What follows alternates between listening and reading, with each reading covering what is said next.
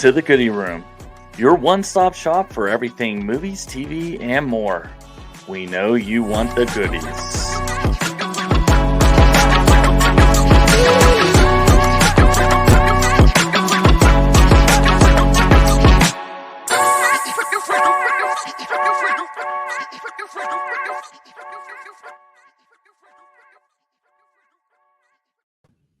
Welcome to the Goody Room. I'm your host, Matt the Nachos. With me always is my guy in the chair. I mean, you could take the guy out of the chair, but not the chair out of the guy. Frankie Rock. How we doing, Frank? I'm doing real good. How are you doing tonight? I'm doing okay. It's a beautiful day outside here in Pittsburgh, Pennsylvania. So can't complain. That's right. It's like the apocalypse out in Ohio. It's just so hot and dry. Everything's dead. Yeah. Par for the course. Well, we got a full streamer Botch here. It's been a little bit, so apologies to the three fans we have. Matt was on vacation. I was on vacation. I was out of the country in the middle of the ocean, so I was not able to podcast. So we have a bit of a backlog of streaming options. We've watched some things. Yeah, now we're going to talk about those things. Frank, anything before we get started here? Happy to be back. Happy you're back. I'm happy that, you didn't have to recreate the Titanic and the ship was sinking and, you had to share a door with somebody floating in the ocean. So it's good. Yeah, thanks for the Titanic reference. Nobody who's ever gone on a boat hasn't heard that one before. Listen. You take my Titanic references and you like them. Okay.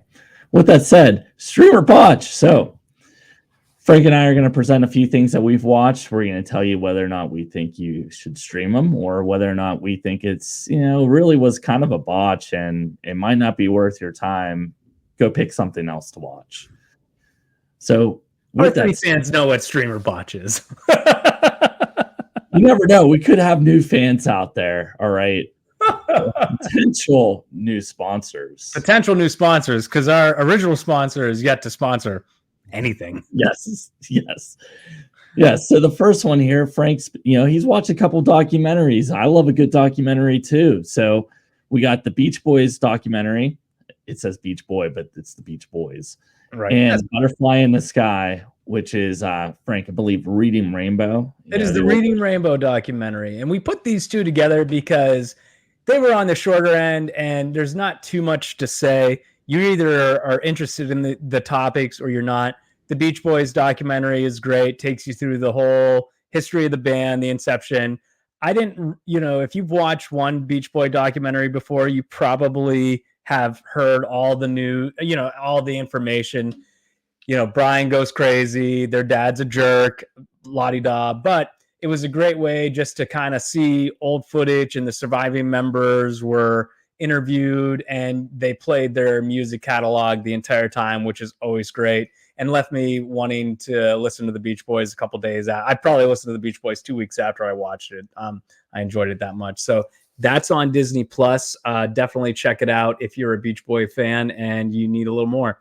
Butterfly in the Sky is a Netflix documentary, and it's all about how Reading Rainbow came to be and, how they basically created the show. They even go into how they interview the guy on how he wrote the theme song, and he brings out like these absurd instruments that you wouldn't think would be used for a theme song, and he starts like playing it right there in the room, which was kind of cool. But we get a lot of the guest readers that were interviewed in the documentary. And I didn't know this about Reading Rainbow. I didn't know celebrities were the ones reading the stories. And I was just kind of surprised to see which celebrities, read stories. And they showed a list. Like who? Like Patrick Stewart was one. James Earl Jones was another one. Whoopi Goldberg was one. I watched this like a month ago, so it's a little vague, but it was many episodes where you might have that kind of trigger memories that you might have recognized the voice and been like, oh. Interestingly enough, it's funny that I enjoyed the documentary and I only watched Reading Rainbow when it was shown at school, like the reading teacher was like, we're going to watch an episode of Reading Rainbow. If I was at home and a kid and I heard that theme song come on, I changed the channel. Yeah, I did too, unless I was at my grandparents' house, because like they didn't really have cable. Sure. I think at the time, when people could steal cable pretty easily. Yes. Yeah. Right. So until that happened, I had like two options. Like it was either Mr. Rogers' Neighborhood or it was Reading Rainbow. Right. And I remember like my babysitters putting it on for us. I think it's a great idea, and the show absolutely served a purpose. I just wasn't at the time the audience for that show. Like, Power Rangers was big when I was that age, so it wasn't as flashy as that, so it just didn't grab my attention. Right. There was no one, calling on these like Megazords, which are really like kind of just Transformers. Right. And I could appreciate the show. I really can. And I think it was, a great idea. And it was cool seeing just how it came to be and just how they had to survive between the seasons to stay on air, because it wasn't necessarily like a massive hit originally. And it wasn't until like season 8 until it really took off. So that was interesting just to see, it was funny. LeVar Burton, the guy who plays Geordi LaForge on Star Trek, he was the host through every season. And I was surprised to see just how much he was involved in the decision making and the direction of the show. I thought that was kind of cool. Yeah, it sounds like you said this is on Netflix. I might have yes, to check. So we got two documentaries. People are wondering, stream or botch for both.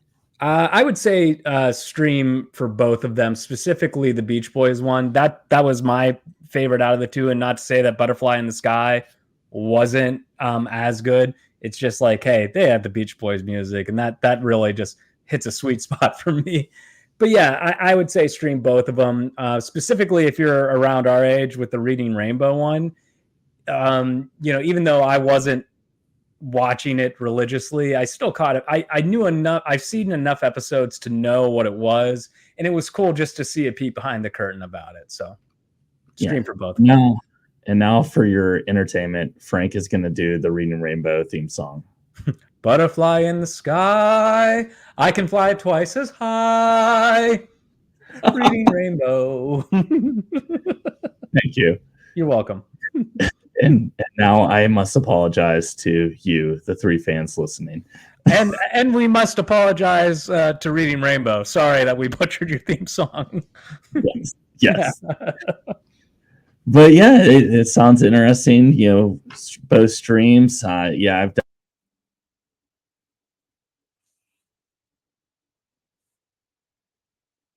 I'm really excited to talk about this next subject, though. Yes. I'm going to let you take this one away, and then when it comes time for my history with it, you just cue me in, okay? So you go ahead. You go. Sounds good. All right. So the MoviePass came out years ago, and I thought it was a really revolutionary idea. Yeah, I know Frank had thought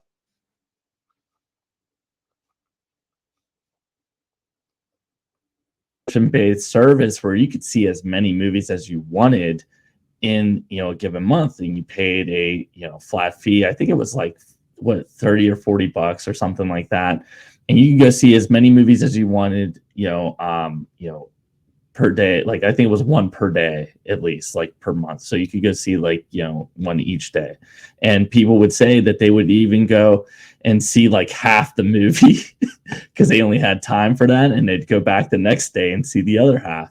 And what I thought was really cool about it too is it utilized a debit card rather than you having some like online subscription or service with a specific movie theater. So as long as so you could go to any movie theater, and what they would do is they had movies that you could select, and you would pick the theater that you wanted to see it in at the time, and they would use the geolocation of your phone to confirm that you were in that actual location to then go and purchase the ticket at that register using your MoviePass debit card, which I thought was a really cool idea. So they would load the money on your phone, you'd run it just like it was a regular card, and you'd get your ticket. And it really was a cool idea. And like Frank is going to come in here and talk about his experience because he was a MoviePass subscriber. And I had looked into it at one point, but by that point, they had started to have a lot of issues. And what the documentary shows is really the rise and fall of MoviePass. Had they probably had stayed on their current trajectory and kind of made small tweaks and grown a little bit more naturally, they would probably been, a big company cornering the movie subscription business for actual theater viewing. But instead, what happened is they were a young business. They needed money, and to get that money, they had to bring in certain individuals to help run the company. And those individuals had sights on growing super fast. And what they did is they lowered the price for the subscription to the point where it was unsustainable. And to sustain that and actually be a business that was profitable, they actually had to reach an unrealistic amount of subscribers, which, I mean, they did their darndest to do, and they actually had a lot, but they weren't scaling the business to meet the demands of the amount of subscribers they had. They were trying to get to profitability with the subscription money so that they could support the amount of movie tickets they were losing on per month. So it really is like an interesting story. And the documentary, follows that whole thing, gives you a bunch of details about kind of what happened and how it happened, some of the decisions behind the whys. And I thought it was great because it was a piece of like, our history that we grew up with, like something that we experienced. And then not only that, but it was a relatively short watch. It's like an hour and a half. Yeah. I'm echoing. All right. Are we good now? Yep. Okay. I think that amount of time, you're right. It was short. And it was paced very well too. Like I was surprised when I was a little sad when it was over. I was like, oh no, man. Like, I guess but with your history part of it, like, I agree. It was part of our history too. And, it's just like, I was a part of it, like I was a subscriber, and, I remember when it first hit, I was still living in Pennsylvania at the time, and it was new, and it was like $40-$50 a month. And I was like, well, I love going to the movies, but even at the theater I would go to, they didn't even have a 3D projector, so there was no way they were getting MoviePass. By the time I had made it out to Ohio and was living here, the price started to come down, but the theater in the town that I live in didn't have it yet. And I was just waiting. I was waiting. Finally, our theater did get it. And it was around the time it was like $10 or $15 a month, which I was like, holy cow. I lived in an apartment building that was like, Matt, you remember, I was right next to the theater. I walked there. So I was there quite a bit. And $15 a month versus what we were spending on movie tickets anyway, it was like a no-brainer. And I got it. And I remember going there the first time using my debit card, and the teenagers behind the counter were like rolling their eyes because they're like, oh my gosh, like another one of these. We don't know how to work it. I said, well, you better figure it out because I want my ticket. And they did. And I went to see the Jumanji reboot with The Rock. And I was just like, yes. And I was sitting there, and there was like this new like aura around me in the theater, because I was like, I essentially got in for like, I was like, and if I want, I come back tomorrow and watch it again. And I didn't, but I did use, when I had it, I used that card all the time. I wasn't like the people in the documentary where it was like, I just showed up to watch the 15 minutes of Avengers I liked, and then I left. I would always go and stay for the whole movie, and it was a good system. But I got it probably February and March, but around summertime is when I was seeing in the news like MoviePass isn't sustainable, this or that, and I would be getting emails from them saying like, hey, it's no longer one a day, it's like one every other day, and it would depend on like when the movie had come out. And, if it was if a movie was like 3 weeks in the theater, you could go see that one. But if it was a new one, you could go, but you couldn't use your card again until like the following week. It got real complicated. And it got to the point where I didn't use the card because I got real anal about it. I was like, I'm only going to use it for this movie and that movie. And they talk about it in the documentary when Mission Impossible Fallout came out. I was so hard, Frank, because I immediately thought of you. Because guys, this is why he ended up canceling. This was, and they bring it up in the documentary because what they did, to Frank's point, is they were hemorrhaging so much money. They had to find ways to cut costs, and unfortunately, the way that they did that is they looked for ways to take movie tickets away from the consumer. So, Frank, basically, sorry to jump in there, but no, you're fine.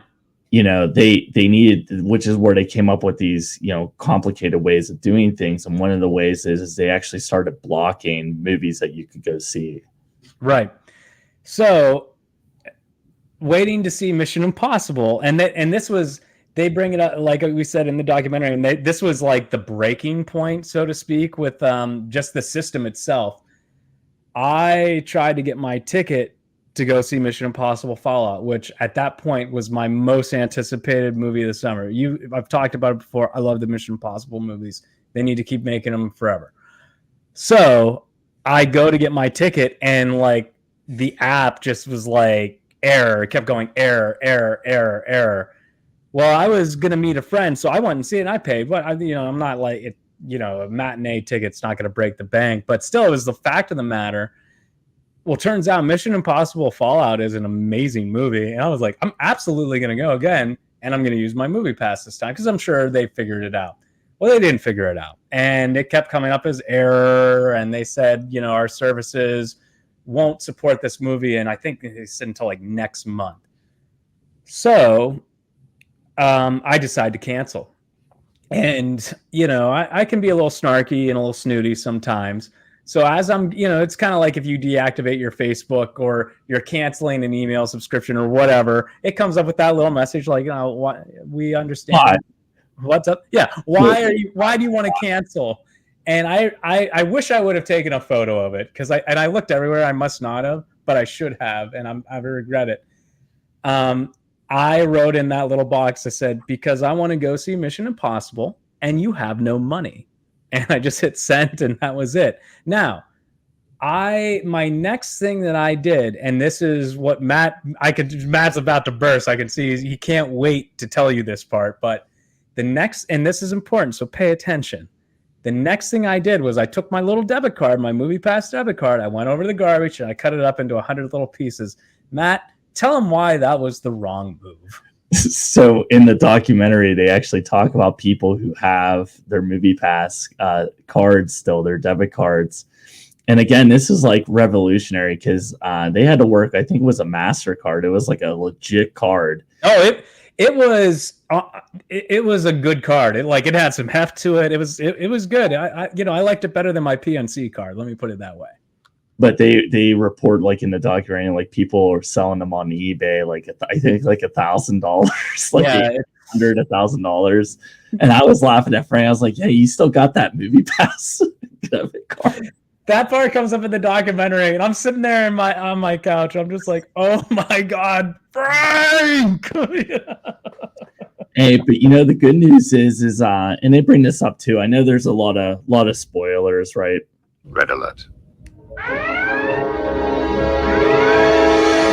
But honestly, people, what's to spoil? You've lived MoviePass, especially right. Age. But the thing I didn't know is I think we saw an article about this a while back, but they're back. They are. But it is. I mean, it's not the good old. It's not the golden days. I looked into it.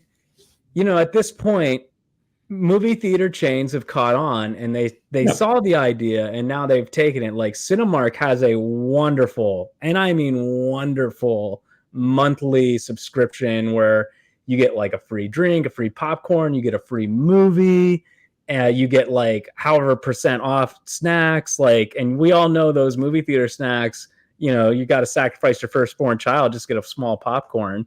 You know?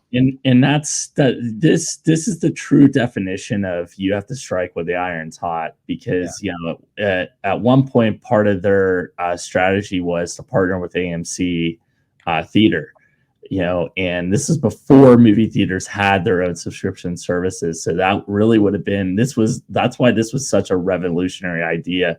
Like, you guys are sitting there listening who didn't live through this, thinking like, oh, that's stupid. Like, every movie theater like Cinemark has a subscription service. Well, back then they didn't. This was like, what, 8 years ago? Well, hold on. What, Mission Impossible came out the year I got married. So 6 years. 6 years ago, it crashed. Yeah, so they were going to partner with AMC, and AMC actually ended up switching CEOs, and that CEO was like, the new one said, well, we'd rather just do it ourselves.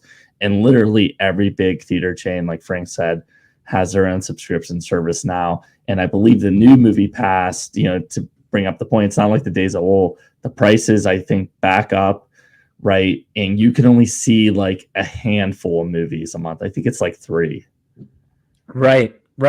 And, unfortunately for them too, with not only COVID and now again, the writer's strike and the writer's strike and the actor's strike, movies, the market isn't what it once was 6 years ago, where like there was at least 2 new movies every week. Now it's at a point, it's like you get maybe like 1 or 2 a month, big ones, and then just like other ones that you're just like, let's face it, you're just gonna wait till they hit streaming. It just is what it is, Yeah, different world. And I think the other subscriptions like Cinemark, like the tickets roll over as well. Like they do, people, and so, and you get the concessions are a big thing too. You get, I think it's 20% off concessions with your Cinemark. So when I went to see Furiosa with our mutual friend last month, and I thought the Cinemark subscription was just the tickets, which in itself is still pretty good. And then we went to get snacks, and he goes, hold on, let me lower that price for you. And they scanned his card, and I saw my snack price like plummet. I was like, what, how'd you do that? And he goes, oh, it's part of the monthly thing. I was like, I just sat there and like the kid behind the counter was like, Jesus, this guy is way too easily impressed. And I was very impressed. Yeah, right. So, I mean, especially if you lived through it or you were a subscriber like Frank, I mean, my recommendation is to stream this. Yeah, I would stream it too. I know we're documentary heavy tonight, but honestly, if you haven't like tapped into documentaries and started watching, you really should. You'll be shocked at the things that you learn, and just some of the stories out there. Like some documentaries, if done right, such as this MoviePass one, they play like their own little movie, and sometimes they're better than actual movies. Like I've seen documentaries on a subject, and then I've seen like the movie recreation or adaptation of that subject, and the fictional account is so bad compared to the documentary, and just like, why'd you even do this? Yeah, I agree. Yeah. Well, this next one, right? Actually, I haven't really gotten the time. We've been busy, but I have seen the original. Frank, you got to see the sequel in theaters. It's Inside Out 2. I was a fan of the first one, but Frank, won't you tell the people about the second one and your thoughts? Okay, so like if you remember when we were doing our original trailer talk a few months ago of movies that we planned on seeing, this was not in the plan. And I don't know why. I loved the original. I thought the original was great. If you don't know Inside Out, the story is it's like this little girl. She's on the cusp of becoming a teenager, and she has her emotions up in her mind. It's like sadness, it's joy, it's fear, and it's disgust, and anger, and they're basically running the show and controlling how she reacts to any given situation. And things go wrong, and the emotions. This is where your story comes in. And I remember going to see the first one with at the time she was my girlfriend, but now my wife, and we really enjoyed it. And it was like one of our first dates was Inside Out, and so.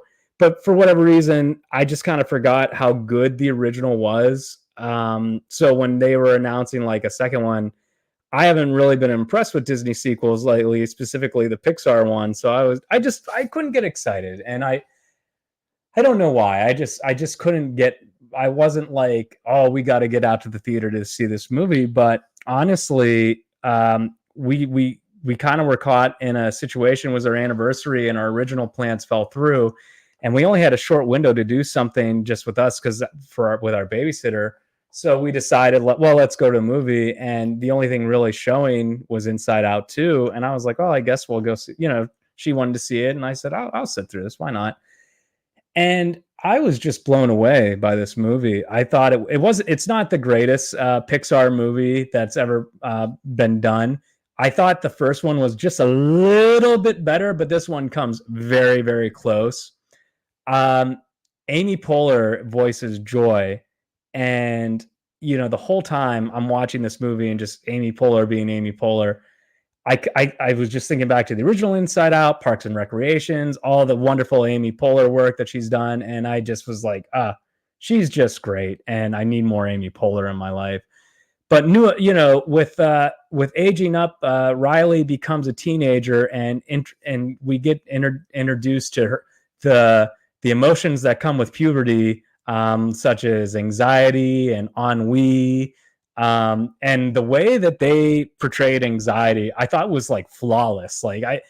This is a minor spoiler. There comes a point in the movie where Riley starts panicking a little bit. She ends up having an anxiety attack, and we see anxiety inside the mind doing the attack, and seeing like what it's personified as. And I'm just sitting in the theater going, that tracks. That's absolutely what happens. But other than that, just as enjoyable as the first one. Like I said, the first one's just a little bit better, but this one's still very, very good. I would absolutely stream it. I don't know if I'd run out to the theater to stream it, but I was seeing that this is the first movie of the year that hit $1 billion. It's making all the money. It's making like pre-COVID money, which is rare these days. So good for Disney. Good for Pixar. They really needed a win. But I will tell you, in the weeks after I saw Inside Out 2, my son on Disney Plus has discovered, I think it was last year's Pixar big movie, Elemental, which love Elemental. Dude, Elemental is just, for me, on a whole different level. I loved Elemental. I think Elemental is better. And if you haven't seen Inside Out 2 yet, I'd wait for it to hit Disney Plus. Watch Elemental, because Elemental definitely deserves the love and attention. I don't know why everybody skipped it. It wasn't like, there wasn't like. I watched it. I don't know why it wasn't a theater release. No, it was in the theater. Was it in the theaters? Yeah. Did I miss that? I think it was. I don't quote me, but I think it was either A, like a simultaneous release, or B, it did so poorly they just put it on there like almost immediately. Or like, one of those things where you release it for X amount of weeks, so it qualifies for awards, right? Right. Yeah. That's interesting. Yeah, I love Elemental. Actually, I was on my Spotify, and an Elemental song came up, and I was like, oh yeah. Yeah. Oh no, the scenery, the imagery, just the story too. The story is just, it's beautiful. And I love just seeing how like all these elements like coexist with each other in the city. Pixar did a really great job, and it just was like they swung for the fences, and like the audience just wasn't there for it. But I think it's low key like their most underrated movie. But like that's what I love about a lot of Pixar movies, and that's why I'll always give them a chance, right? Same. Yeah. Especially we grew up with like the king of Pixar movies, right? Like early on. But they really are these great stories, and the kids don't understand them, but we as adults, like, you can see the references to real life. Right. And that's what makes them beautiful. The imagination behind it, you're just like, you can't like monitor it. Like there's no way to like, put it on, like we use the X amount of imagination, and it's endless. And they just do such a fantastic job. They always have, minus Cars 2. We won't talk about Cars 2, but no, I think Inside Out and Elemental were just two home runs for them. Not so much Elemental financially, but I hope Inside Out 2 makes enough money to, make up for Elemental's losses. But honestly, yes, stream Inside Out 2 for sure. But absolutely watch Elemental. Yeah, I definitely, I was gonna take my kids, but I think I'm at the point now where I'll just wait for it for streaming. So, but Sure. it's definitely something I plan to watch. Sure. All right. Well, this next one, what a big disappointment this was. I watched this. It's The Hitman on Netflix. Like it was getting like some nice like rave reviews. I was hearing like good things about it on social media, and I actually convinced my wife to watch this, and she doesn't watch anything. And we put it on, and it was just the most slow moving, boring movie I've ever seen in my life. And I immediately texted Frank and I said, "Hey, by the way, don't watch this." And he said, "I already watched it. I didn't like it." Yeah. So to Matt's point of like all the praise and everything, here's how I know the movie was getting a lot of attention. My mom brought it up to me. And if my mom's bringing a movie up to me, the movie's everywhere, right? And like Matt, I saw that it was getting a lot of attention. My wife and I, we really enjoy Hangman from Top Gun, who's in the movie. Still has that grin on his face where I'm like, man, what dumpster did they scrape you out of? But he's a good actor. And he is engaging. He's probably the best part of the movie. Unfortunately, that's where it ends, is his star power.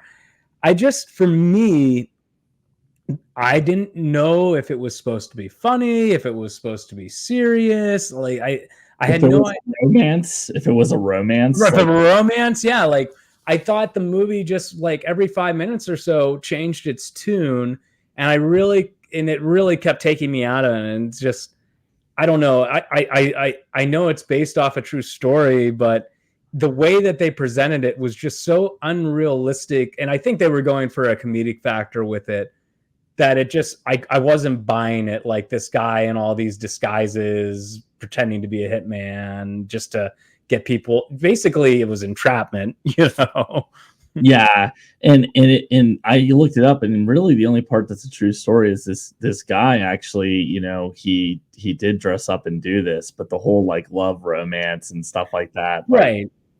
Right. And in movies they do this stuff, guys, right? They have to create some kind of story. I think it probably would have played better if they would have presented it as like this guy, he kind of the story building up, how he gets into like pretending to be a hitman, but then they try to take down this big crime boss or something like that. Yeah, would have been a better story. Right. And they took the angle, like the guy that we meet at the beginning is very like reserved, and he's kind of nerdy, and through being these hitmen, as he dresses up at every time, he kind of finds himself and finds his personality and his confidence, which that's an okay story enough, but not enough to carry this movie. And like I said, they were just kind of back and forth, like, we're going to be funny, it's a romance, but we're going to be deadly serious here. And it's just like, can we pick a lane?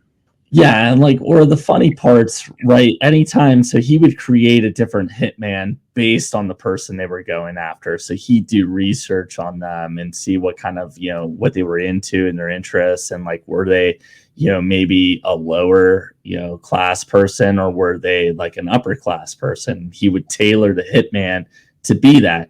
And I think it would have been funny if they would have extended out like some of those busts, right? Him learning a little bit more about how to kind of do this, but they're like little snippets, like it's like a scene and that's it. It was like okay, so it was comparable if you've seen Doctor Strange in the Multiverse of Madness. The way that they portrayed that movie in the trailer was, we were going to go through the multiverse of madness. Well, we get maybe a 2-minute montage of Doctor Strange going through these different multiverses, and it's not as mad as they want you to believe. And it was the same thing with this movie. They do a montage, maybe 2 minutes long, of him as these different like hitmen that he's created, and that's all we see. And then we meet this girl, and the movie almost like comes to a dead stop. And the thing that sucks about that is you're only about 20 minutes in at that point. And it was a longer movie. I don't know how long it was, but it felt like it was 20 years. Like I can't believe we finished it. Yeah, I almost turned it off, but I figured, hey, I got it on, and I actually don't think it was that long. It feels long because it's bad. Right. Yeah. It probably could have been like 40 minutes. And I'm like, this is forever. It's been, or whatever the lady on Titanic's like, it's been 85 years. Yeah, I do think it got better towards the end, but like you waited a long time to get to that point. Like, Sure. and that's what kind of did it for me too. But I definitely think it's a botch. I don't see what the hype is. I would not watch it. Botch. Absolutely skip it. There's another movie with him in it on Netflix, and I think her name's Sydney Sweeney, called Anybody But You, or Anyone But You. It's kind of like a Shakespeare comedy, and they actually lean more into the Shakespeare than I thought they were going to, and I thought it played pretty funny. It's predictable as all heck get out, but whatever. It's certainly better than The Hitman, and I would check that movie out instead. And we're just going to end the show on an angry mood because we're going to talk about The Bear season 3. It's not that I'm angry. It's not that I'm angry. I'm just very let down. Like I am underwhelmed. You're disappointed. I'm disappointed. You're like you go into the vault, right, hoping that your dying dad loved you, and and he says disappointed. All right, give me the kick. Let's get out of here. But oh man, so hyped especially after last season. Last season was outstanding. It was just outstanding. Every episode was a heavy hitter.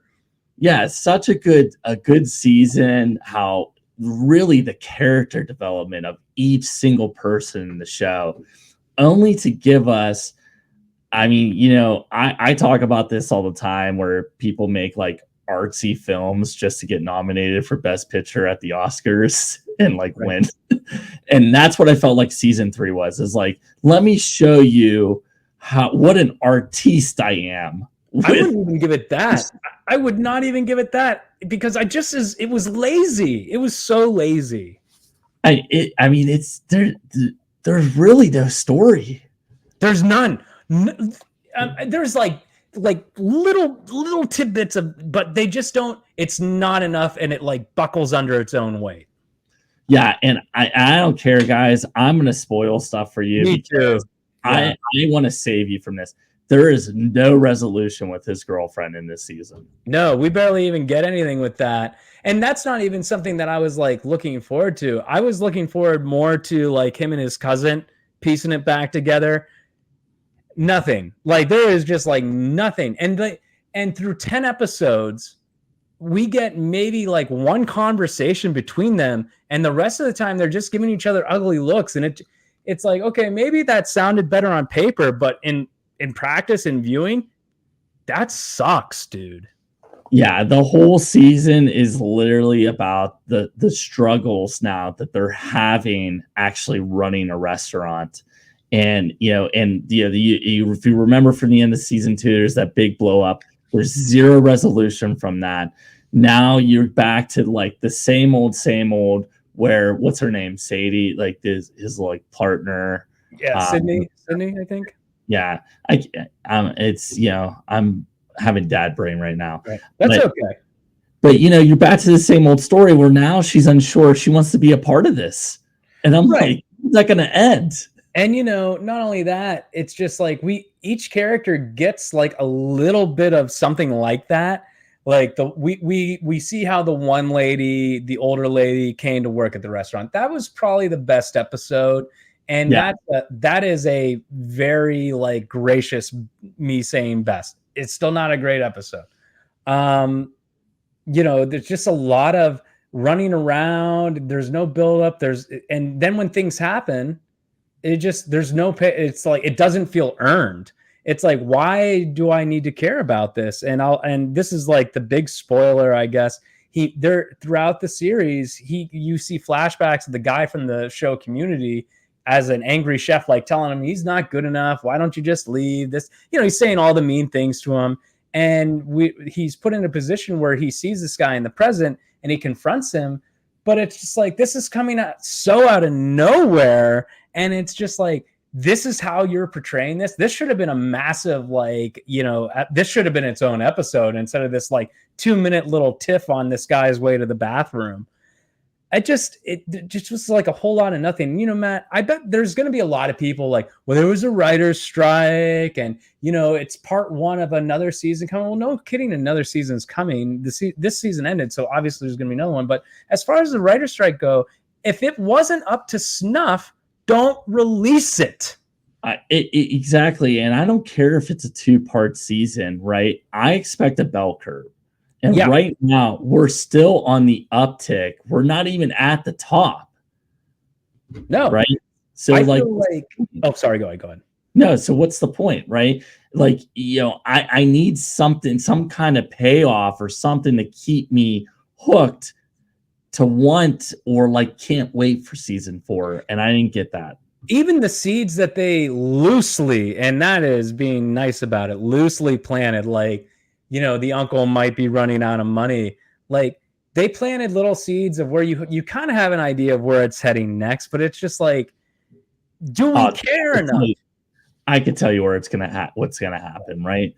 It's not working as a fine dining, and it's gonna go back to the original beef. Absolutely, probably. That's when it's gonna end because it, in the season, so they have the restaurant, but they also have the beef, it's a window service now. So they still run the beef and it's the only thing that makes money. So that's what I think is going to happen is because Uncle Jimmy's running out of money, right? They can't maintain it. Part of the reason they can't maintain it is because they have this crazy, they want, Carmine, the bear, he now is on board with getting a Michelin star. And so he sets all these crazy high-end expectations for people who have never worked in that world. And one of them is to set a new menu every single night, which is costly. Right. So that's what I think is going to happen. So this isn't necessarily related to the storyline, but I coming into this season, maybe my expectations were just a little too high, and that that happens. But at season 3 of a show that I would still consider relatively new, after this season, I'm at a point with it already, season 3, where I'm thinking in my mind, it's time to wrap it up. It's clear in my this season kind of tells me maybe you've given us your best. All right, let's wrap it up. Let's end it. Put a nice bow on it, because this season just was such a letdown. And I'm actually again, I'm disappointed. I'm very I'm kind of mad, Yeah, I'm really disappointed too. And I think the other problem is the episodes are short. They're not long episodes. No. So, that makes it tough too, especially when it's only 10 episodes, right? And you're not giving some kind of payoff at the end for, as short as they are. It was a huge letdown. And like you said, maybe my expectations were too high too, but I kept watching, waiting for something to happen. I think best episode, is the old lady, Tina, I believe her name is, that kind of backstory, because they show how she really got into her predicament, how she ended up working at the beef. And you actually see her, start to struggle, a bit in this world as well too. They're all kind of struggling, but man, what a disappointment. Yeah. And I'm not going to say botch it, because obviously I will watch the next season just to see if it does improve. But if it's anything like this season, that'll be me on the outs. But I know I did a lot of complaining, and I pointed the finger and said, this was wrong, this was wrong, this was wrong. One compliment, the soundtrack still very much so on point. Yeah, I mean, if you're a fan, just give it a watch, so you just are up to date with what events and items have happened since then. But honestly, expectations. Yeah, but honestly, if you skipped it, you probably wouldn't know that you missed an entire season if you just start up at season 4. Well, with the 10 episodes, the storyline that they gave us could have been done in probably at most 3 episodes. It just is so stretched.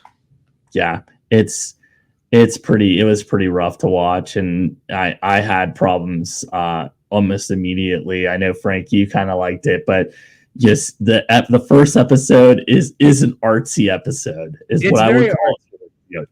Right. I would. Oh, sorry. And I had a lot of problems because the whole episode is like this, and it's like just these flashbacks of him working in different areas and restaurants, and I get it. Like, you kind of see like his personality and like how he came to be, and him gathering different things from all these places and experiences he's had, right? And you see a lot of references to season 2 where he gave similar experiences to those people, right, to try to bring them up to be the chefs that they end up becoming. But I just, from there, for me, it was just downhill. So I didn't love the first episode. I didn't like it. I didn't. You loved it. You loved it. No, I told you no. And I said this before we started recording. So you just go in the corner and sit. Don't make me go all Richie on you. Sorry, don't do it. No, this is we keep it PG on this podcast, sir. We keep it PG. But I thought if you're going to do a recap of events while also like kind of showing things we haven't seen before in a 40-minute window, I thought it was a unique way to do it, but that doesn't mean it was a good way to do it. You know what I mean? I just thought I thought it was interesting how they presented it. But ultimately, I don't think it worked the way that they wanted it to work. And it's funny too. Like, I've seen a lot of people reviewing this, and it's like I get the feeling like they're like, oh, this was not good, and they're just like really reaching just to say something nice about it. And then I saw the one review that was very much of our thoughts, and I was like, okay, this person's not afraid to say what's on their mind. And they had a bad season. Every show has had a bad season. They absolutely have. So just make it up next season. But if not, then you're going to lose some viewers, and it happens. Yeah, and I think that's a great point too, right? We're not saying The Bear is a bad show. Like Frank said, all great shows have a disappointing season, right? Even great trilogies or movie franchises have a few bad movies. Right. I would honestly, this season of The Bear really reminded me of season 5 of Game of Thrones. It just was like, what the heck, But yeah. And people were like, oh, season 5 had this episode. Congratulations. Not enough for me to say it was good. So if you like it, watch it till you're blue in the face. Have at it. But all right, I'm done. I feel like, all right, I feel better now that I said all that. I'm glad. This is like your therapy session, right? You just got to get these things off your chest, right? Right. And the 3 people out there, are fans. Yeah, they can listen to you complain about, these first world problems because they're literally TV shows. That's right. Well, you know what though? Gives us something to talk about, and look at it. Keeps the friendship going. It's like wood in the fire, so to speak. You know what I mean? Yeah. The only thing we're missing now is that sponsorship. Yeah. Where could that sponsorship be? I can't see it anywhere in here. Can you see it on your end, Matt? Right. Any final comments before we go ahead and end today's show? Watch Elemental. There you go. Hey, that's going to do it for us there today. We'll catch you next time. Same streaming time, same streaming platform. Later.